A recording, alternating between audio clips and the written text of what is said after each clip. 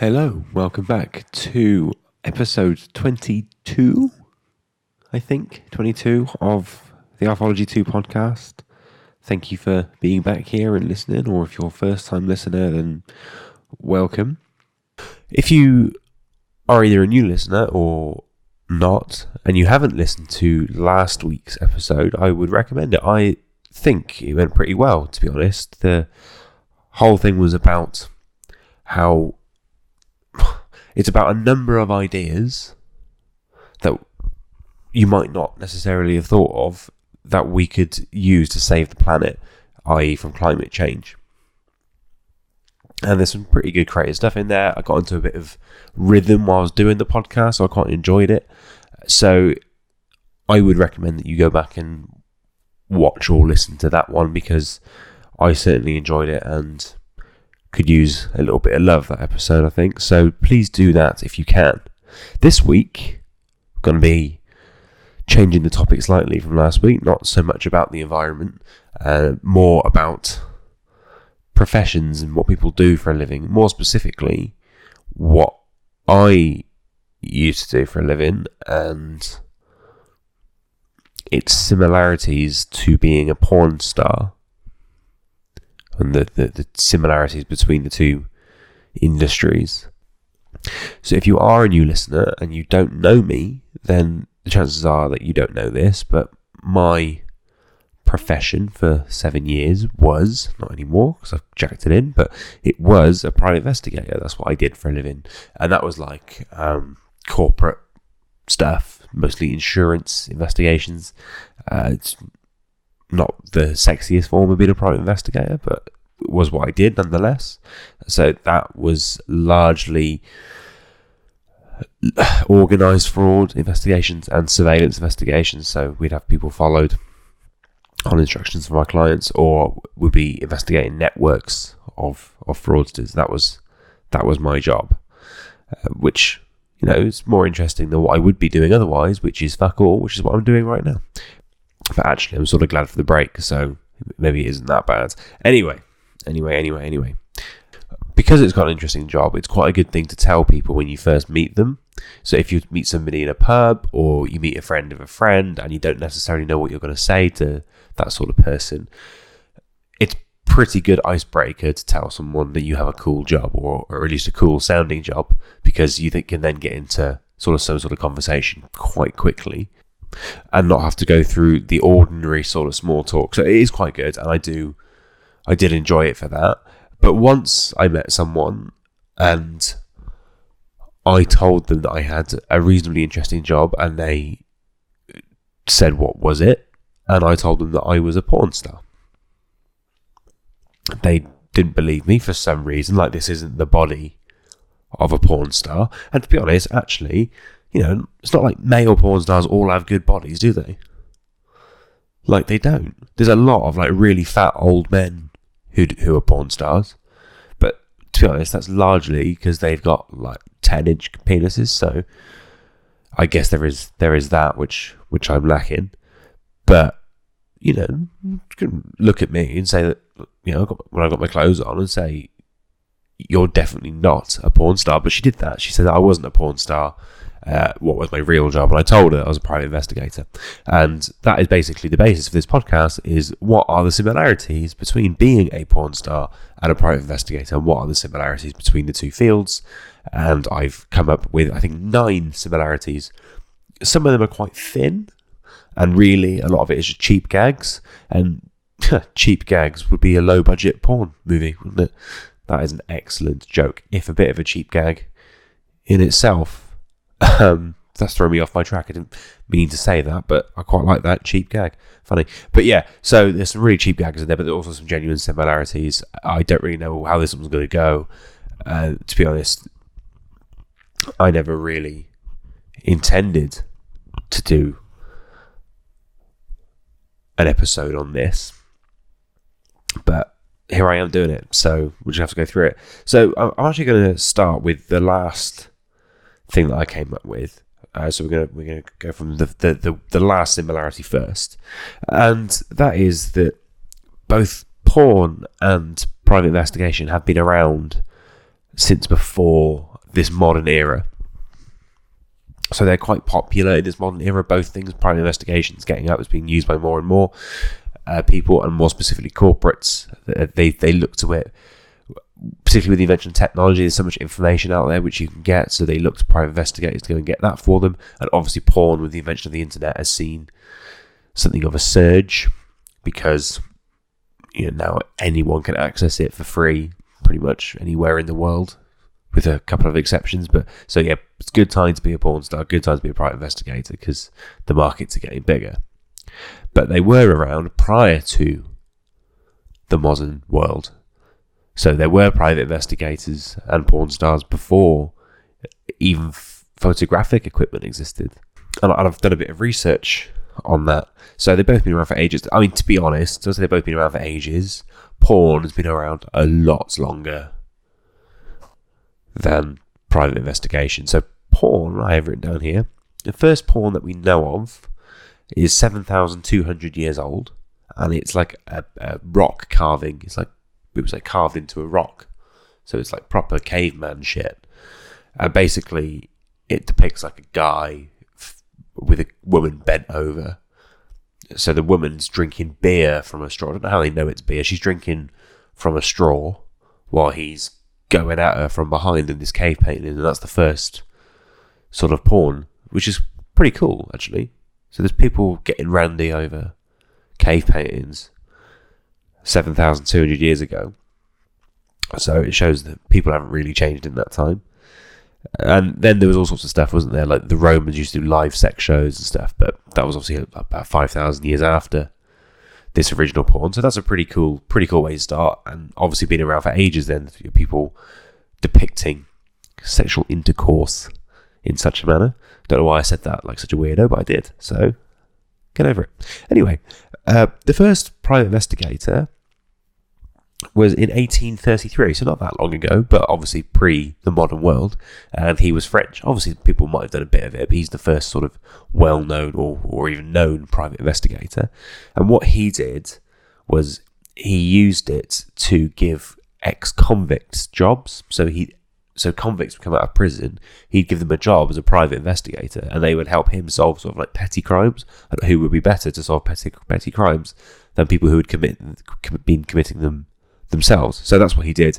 And apparently the police fucking hated it, and they kept on having him raided, and they kept having him set up, and he introduced all this cool evidence to defend himself each time, and it basically sprung the modern private investigator era.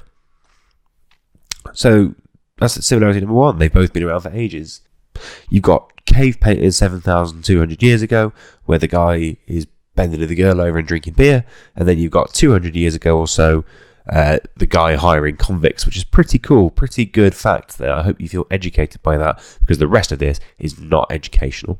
So we get that bit out of the way. Similarity number two, this is the second similarity I've got, is the names of the people who partake.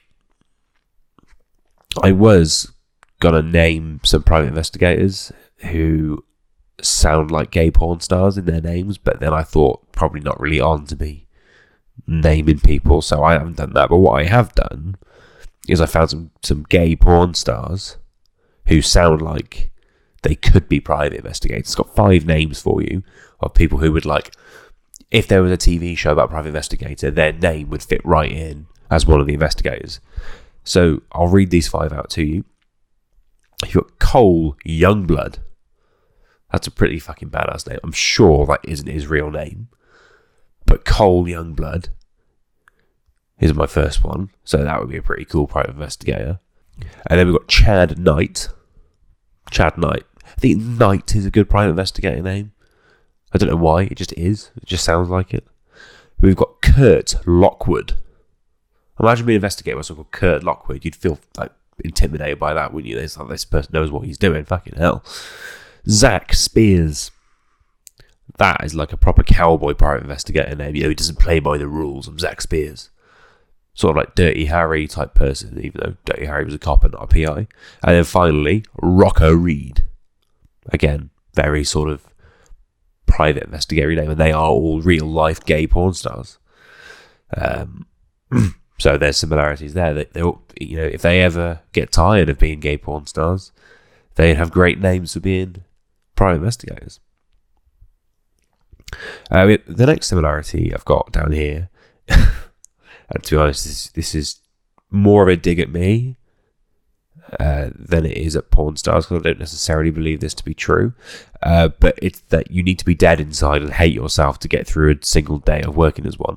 And what that is just me having a pop at my choice to continue being a private investigator for as long as I did. Because honestly, it's tough fucking ask. It really is.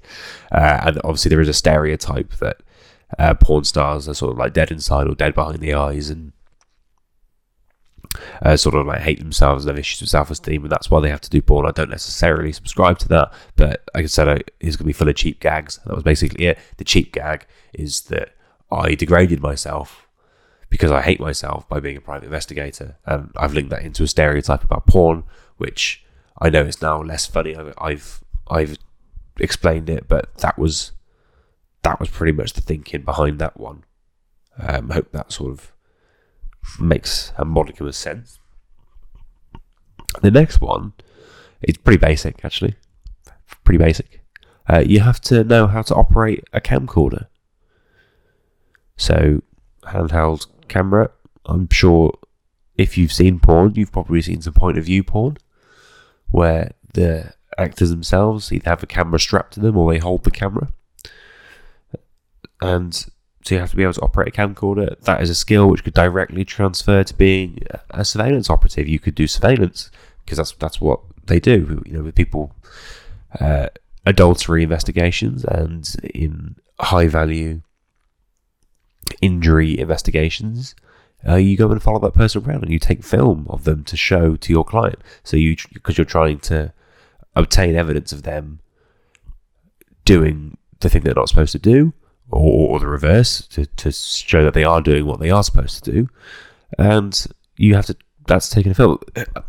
The funny thing about it is that people always envisage it like you get in the movies, of that there's a person with a huge camera going click, click, click, click, click, click, click, and taking like a load of photos. So just fucking use a camcorder, take video, don't take a million photos with a huge camera. You're going to get spotted immediately. But anyway, the point is that they both know how to operate a camcorder. So again, if you are a multi-talented person, you could do both. You could use your camcorder for both purposes. If you're doing your porn in the evening, using your camcorder, you get up in the morning, you go out to your surveillance job, and you use the same camera to take footage of the subject that you're working on. However, what I would say is if you are going to do that, and you are that sort of person who does both things, probably not very many of them out there, maybe use different cameras, or just make sure not to submit the wrong film to the wrong place. Because if you submitted a porn film to a solicitor who'd employed you, unless they were a real good laugh, I'm sure they wouldn't take it that well. So be careful of that if you're thinking of doing it. Similarity number 5 is quite interesting, actually, because not many people know about this. And it's only the case in the UK, as far as I know, is that anyone can do it. Anyone can be a private investigator. I was one. Who the fuck am I? Nobody. Which might be why I was fucking terrible at it. But, I still did it. Still there. So, in the UK, there's no licensing or laws about it, really. As long as you don't break the normal laws that everybody else has to adhere to. You don't need a license. You can just rock up and be a PI. You can just be a private investigator. And it's the same with being a porn star. I mean, not necessarily a paid porn star. But, anyone can take a video of them having a wank and put it on the internet, can't they? And then sort of, if more than 500 people watch that, you are probably classed as a porn star. So, anyone can just rock up and do it. By saying anyone, obviously not children. Just want to make that one clear. But yeah, it's pretty much an open access job. Both of them, you've only just sort of got to turn up and do it. And if you're good, you'll be successful. If you're not, you won't. But it's open to everybody to have a go. Well, and sort of on that, just to link the previous 2 points and then this one together, that to be a private investigator and to be a porn star, all you need is a camcorder and the desire to degrade yourself for money, and you will be there. You can do that. So next we have a very important point about being a private investigator. I think I've probably made it clear enough, and I'm sure it's the same for porn stars, that it's not as fun as you think it would be. So something which I specialised in inverted commas, as a private investigator was like social media stuff. So online investigations, and what a lot of people would say to me is that sounds really interesting, that's really fun. And it's like, the truth is, yes, it is for all of about 3 hours. And then it's not anymore, and it just becomes work, and it's tedious. And when you use actual social media, normal, you feel like you're at work. So it's not particularly enjoyable. Oh, and by the way, just while I was on this, I did that for a lot of years, and the amount of people who told me that they think they would be brilliant at that because they once found their ex-boyfriend's new boyfriend on Facebook. Can you fuck off with saying that? Jesus Christ, like, that is not how it works. Like, because you're a weird stalker person, that doesn't mean that you're good at finding stuff. The amount of people who told me that they would be brilliant at my job whilst I was doing it, I think, fuck off. It does anybody else. Like, you just meet a chef and go, I reckon I'd be really good at your job because I made myself a good spag bowl last week. Would you? The absolute pile of shit, people who say that. Anyway, not like I've got a chip on my shoulder about it, so it's fine. And with porn stars, I imagine that isn't as fun as it looks either. I think Mia Khalifa said in an interview the other week, if you don't know who she is, she was the #1 porn star in the world. I think she might even still be, but she only did it for like 3 months, and she said that really the whole experience was not great. She just didn't really enjoy it, and she was taken advantage of quite a lot. And I think maybe it's probably the same for male porn stars. Like, there's only so many super hot chicks that you can bang before it just becomes tedious. Like, I think for the rest of us normal human beings, that banging a super hot chick is great because you don't get to do it very often. But if you do it like twice a day, then it devalues the enjoyment that you'd get out of that. So I think, that is a good similarity, that both of them aren't as fun as you might think. And they're probably a lot more hard work. There's probably a lot more behind the scenes work than you think. A lot more admin and waiting around than you think in both jobs. There's a lot of waiting around involved for people who do surveillance. Like, it's cool, you follow people around and film them. Yeah, that is cool. But you also spend a lot of days sat outside someone's house and then they don't come out. Probably same with porn stars. You probably have to fucking wait for them to get the camera sorted, just sitting there naked in the middle of a cold room. I'd imagine there's a lot of fucking around, so that's not ideal. Overall, I think both of them probably aren't as fun as you might think. Again, this is just a cheap gag. The next similarity, but the similarity is that you have to deal with some huge dicks. So as a private investigator, there are some clients who can be a little bit difficult, but mainly it's the subjects, the people you investigate. There's a lot of dicks. There are a lot of real sort of like nasty people. And it's the general public, isn't it? The general public, in any job, you run into the general public, and there's a proportion of them who are massive pricks. And speaking of huge dicks, obviously the huge dicks that you have to deal with in porn are just huge dicks. That's pretty much self-explanatory. Just what it says on the tin, the huge dicks in porn. There's no sort of hidden gremlins there. So that's a good gag, isn't it? Really, really funny stuff that you have to deal with dicks in both. So that's hilarious. Moving swiftly on from that horror show of a joke, I would like to go to similarity number 8, which is that they can both profit off infidelity. So a lot of porn stars would be in relationships, and if your job is to then turn up and have sex, you are being unfaithful every day. Although I'm sure most porn stars have an agreement with their spouse. And private investigators profit a lot off infidelity. There's a lot of people who follow people around. So I never did any of this because it wasn't who I worked for, but you follow people around to see if they're cheating on their husband or wife. And again, that sounds like really cool, but actually all they do is rip off women. That is pretty much the sum of it. Like, there are some private investigators who wouldn't do that, but there are a lot who would. So you keep on coaxing more and more money out of a desperate wife, you know, a woman who's upset by the fact that her husband's cheating on her, and essentially they take advantage of her emotions in order to make money off them. So it's really not a very ethical thing to do in a lot of circumstances. In some it is, and to be honest, most people know the answer anyway. You don't need to do surveillance on them to work it out, and a lot of it is just profiting off their emotions. And so you are profiting off infidelity, and the more infidelity there is, the better it is for you, because you can get more jobs out of it. So I'll get off my soapbox now. So that's another thing. So they profit off infidelity. Well, I guess probably private investigators more so than porn stars.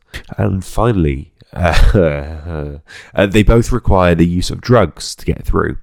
So obviously porn stars would have Viagra, you know, to keep things going over a long period of time. Particularly if there's a lot of breaks in filming and stuff. I'd imagine some of the women in it probably have to take some fucking painkillers as well, because oh my god, some of the stuff they have to do, fuck me, you'd hurt.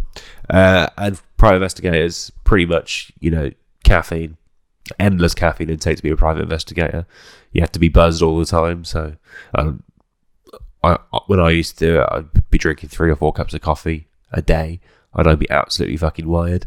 Get home, go to bed, still be wired on caffeine, get anxious, fall asleep, rinse and repeat.